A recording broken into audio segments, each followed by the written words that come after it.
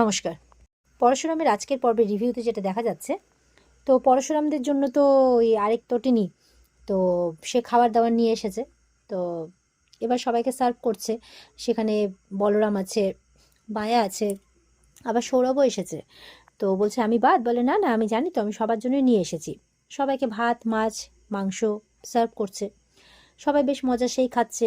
বলরামের তো সেই সুন্দর লাগছে, রান্না দারুণ লাগছে, সবাই খাওয়া দাওয়া করছে। আর ওদিকে সৌরভ খেতে খেতে আর কি বাহানা, যে আর চামচে খেতে ভালো লাগছে না, হাতেই খাবো, আমি হাতটা একটু ধুয়ে আসি, আসছি এক্ষুনি বলে বাইরে বেরোয়। ততক্ষণে ওদিকে কাহিনী কি করেছে, অতনু তাকে যে পাহারা দিচ্ছিল, অতনুকে শ্যুট করে বেরিয়ে পড়েছে। আর সৌরভ গিয়ে ইশারা করে দেয়, যাও ফটাফট বেরিয়ে পড়ো। তো কাহিনী বলছে, গানটা কে দিল, রিয়াল গানটা, বলে তটিনী এনেছিল, যাও তুমি বেরিয়ে পড়ো। তো কাহিনী সেই সুযোগে কিন্তু একদম বাইরে বেরিয়ে যায়, গাড়ি অপেক্ষাই করছিল, গাড়িতে করে চলে যায়। আর তারপর সৌরভ চলে যায়, খাওয়া দাওয়া করে। এবার সবাই যখন খাওয়া দাওয়া শেষ করে বেরিয়ে আসছে, তটিনী টিফিন বক্স টক্স গোছাচ্ছিল, শেষ করে বেরিয়ে আসছে, তখন ঘরে এসে দেখে অতনু উল্টে পড়ে আছে, সেন্সলেস হয়ে গেছে। আর ওদিকে কাহিনী কোথাও নেই। পরশুরাম বলছে, কাহিনী কোথায় গেল, কাহিনী কোথায় গেল, কাহিনী কোথায় গেল। মায়া দৌড়ে পুরো অফিসটা খুঁজছে, কিন্তু কোথাও পায় না। পরশুরামরা বাইরে বেরোই, বাইরে বেরিয়ে এদিক ওদিক খুঁজছে, কোথাও পায় না। তটিনীর ঘরে গিয়ে দেখে তটিনীও নেই, বলে তটিনী কোথায় গেল, তটিনী তটিনী পুরো অফিস টফিস একদম বাইরে বেরিয়ে যায় খুঁজতে, কোথাও পাচ্ছে না। আবার ভেতরে ঢুকে যায় দৌড়ে। কি ব্যাপার হলো, তটিনী কোথায় গেল, সঙ্গে সঙ্গে তটিনীকে ফোন করেছে, তটিনী তুমি কোথায়।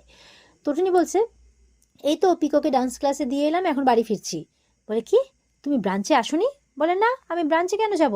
বলে এই তো তুমি আমাদের জন্য খাবার নিয়ে আসলে, চিকেন মাংস মাছ। বলে চিকেন মাছ, তুমি তো জানো যে মাসের শেষ চলছে, টানাটানি চলছে, যে কটা টাকা আছে ওটা দিয়ে কটা দিন চলতে হবে।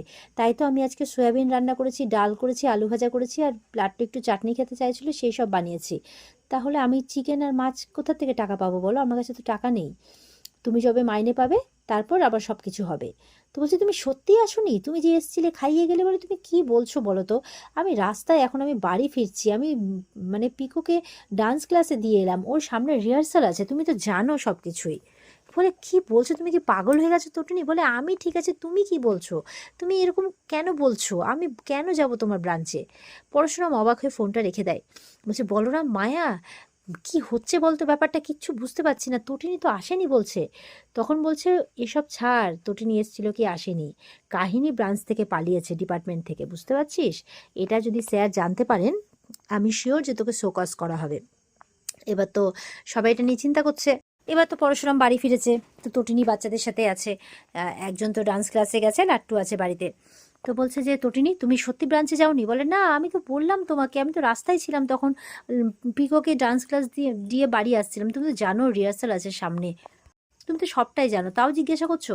বলে তুমি আমাদের খাইয়ে এলে চিকেন মাছ।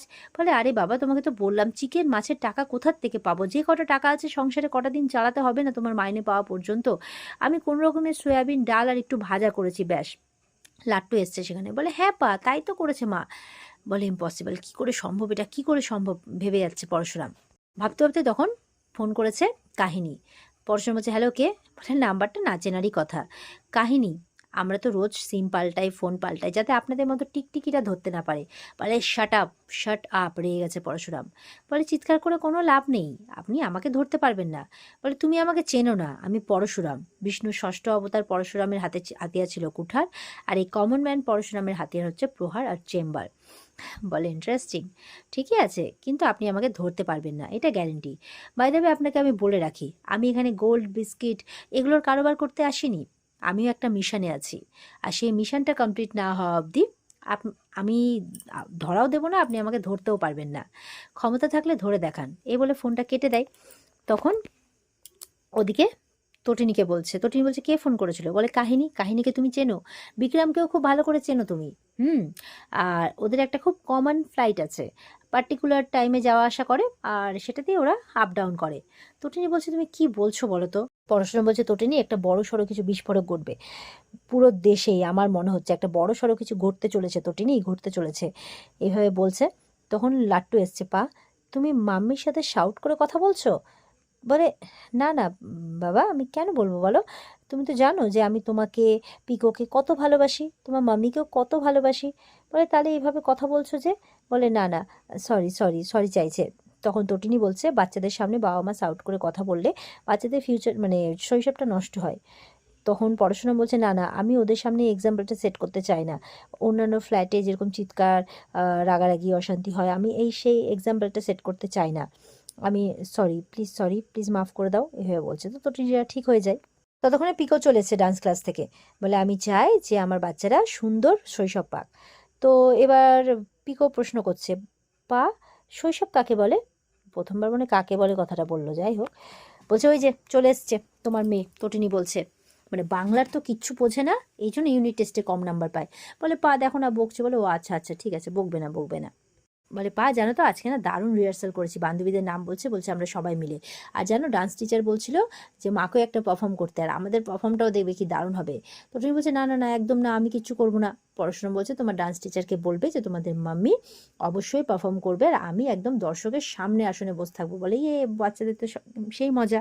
তটিনী আর পরশুরামের কথা ফেলতে পারে না। ওদিকে কর্ণ ড্রিঙ্ক রেডি করছে, সাথে তার ছেলে, তারপরে আরও সব গুন্ডারা আছে।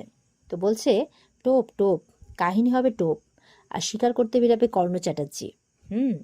ওই বারবার কুরুক্ষেত্রের কথা বলে না পরশুরাম, কর্ণের রথের চাকা ডুবে গেছে। না, এই কলিযুগে রথের চাকা ডুববে না, বরঞ্চ পরশুরাম কমন ম্যানের নাম ও নিশান মুছে যাবে। ডোডো আছে সেখানে। ডোডোকে বলছে তোমাদের বাইক বাহিনী আছে না? বলে হ্যাঁ, আমরা সবাই মিলে রাত্রে রেস করতে পেরে পুরো শহর জুড়ে। বলে বাবা খুব ভালো। তা আমার যে কিছু ছেলে লাগতো, বলে বলুন না কজন, 10 জন, 15 জন, 20 জন? বলে ব্যাস ব্যাস, হলেই হবে। তো প্ল্যানটা হচ্ছে কাহিনীকে টোপ হিসেবে ব্যবহার করবে, পরশুরামকে বলবে আর কি অমুক জায়গায় কাহিনীকে দেখা গেছে। পরশুরাম কাহিনীর পেছন করতে করতে সেখানে যাবে, আর পেছন থেকে ডোডোদের বাইক বাহিনী পরশুরামের পেছন করবে। ওরা রেসে আসবে, পরশুরাম সামলাতে পারবে না, আর সেই বাইক বাহিনীর মাঝখানে বসে থাকবে 2জন স্পেশাল শুটার, যারা পরশুরামকে শ্যুট করে দেবে। এটা কিন্তু মানে আরাধ্যা আড়াল থেকে শুনে ফেলে। আরাধ্যার খারাপ লাগে, জামাইবাবুকে মেরে ফেলার প্ল্যান হচ্ছে। আরাধ্যার চোখে জল, ফট করে ওখান থেকে কেটে পড়ে। এরপর কাহিনীকে ফোন করে, কাহিনী তোমাকে কিন্তু টোপ হিসেবে ব্যবহার করব। বলে আপনি আমাকে যেভাবে খুশি ব্যবহার করতে পারেন, কিন্তু শিকার ধরতে পারবেন তো? মানে বৃদ্ধ বাঘ তো, যতই হোক বয়স হয়েছে, নখ নরম হয়েছে। বলছে, বলে কি বলতে চাইছো তুমি? বলে হ্যাঁ। বলছে তুমি আমাকে চেনো না? বলে জানি তো, কর্ণ চ্যাটার্জি, আমার থেকে ভালো আপনাকে কেউ চেনে না। বলে এই কি হচ্ছেটা কি বলতে চাইছো তুমি? বলে যে তোমার মতো ক্রিমিনাল কি বলছে, মেয়েটাকে বলছে। বলে আমি ক্রিমিনাল, আপনি ক্রিমিনাল নন? বলে কি হচ্ছেটা কি? তখন ডোডো আর কবির জিজ্ঞাসা করছে কি হয়েছে বাবা? বলে না কিছু না, আমি হ্যান্ডেল করতে পারি। তো কাহিনী বলছে ইউ ক্যান? তো বলছে শোনো, বলে বলুন যা বলার বলুন। তো তোমাকে আমরা টোপ হিসেবে ব্যবহার করব। এবার এতক্ষণ ধরে যা প্ল্যানিংটা আলোচনা করলো সবটা কাহিনীর সাথে আলোচনা করে, মানে কাহিনীকে বলে দেয় আর কি। এবার ডোডো ভয় পাচ্ছে যে কোনো সমস্যা হবে না তো, আসলে পরশুরাম যে ধরনের শিকার। বলে তোমরা এতজন বাইক বাহিনী একজন ছাপুষা ছেলেকে সামলাতে পারবে না? বলে আচ্ছা আচ্ছা সামলে নেবো। বলে গুড গুড, কর্ণ বলছে। এদিকে আরাধ্যা কি করছে, ঘরে এসে ওর বাবাকে ফোন করেছে, জিৎ মুখার্জিকে। বলে বাবা তোমার সাথে কিছু কথা আছে। বলে বল না বল। বলে আমি তোমাকে বিশ্বাস করে বলতে পারবো তাই ফোন করছি। বলে হ্যাঁ না, হ্যাঁ কি হয়েছে বল। তো বলছে যে শোনো না, বলছি যে আমি যে কথাগুলো তোমাকে বলেছি তুমি না কাউকে বলবে না, হ্যাঁ, নাহলে আমার এই বাড়িতে ঠাঁই হবে না। বলে হ্যাঁ মা কি হয়েছে বল। বলে জানো তো, যতই হোক জামাইবাবু তো। বলে কোন জামাইবাবুর কথা বলছিস? বলছে যে সত্যি ভাইয়ের বরের কথা বলছি, জামাইবাবুকে মেরে ফেলার প্ল্যান হচ্ছে। বলে কি বলছিস তুই? জিৎ মুখার্জি শুনে অবাক হয়ে যায়। বলে হ্যাঁ। আর এখানেই কিন্তু আজকের পর্ব শেষ হয়ে যায়। তো এই ছিল আজকের পর্বের রিভিউ। ভালো লেগে থাকলে পর্বকে লাইক কমেন্ট করে জানাতে ভুলবে না, আর আমাদের সাথে জুড়তে চ্যানেলকে সাবস্ক্রাইব করতে ভুলবে না। দেখা হচ্ছে তোমাদের সাথে আগামীকালকে। সবাই খুব ভালো থাকবে। আজকের মতো পর্বের রিভিউ এ পর্যন্তই। বিস্তারিত দেখতে অবশ্যই স্টার জলসার পর্দায় চোখ রাখবে। টাটা।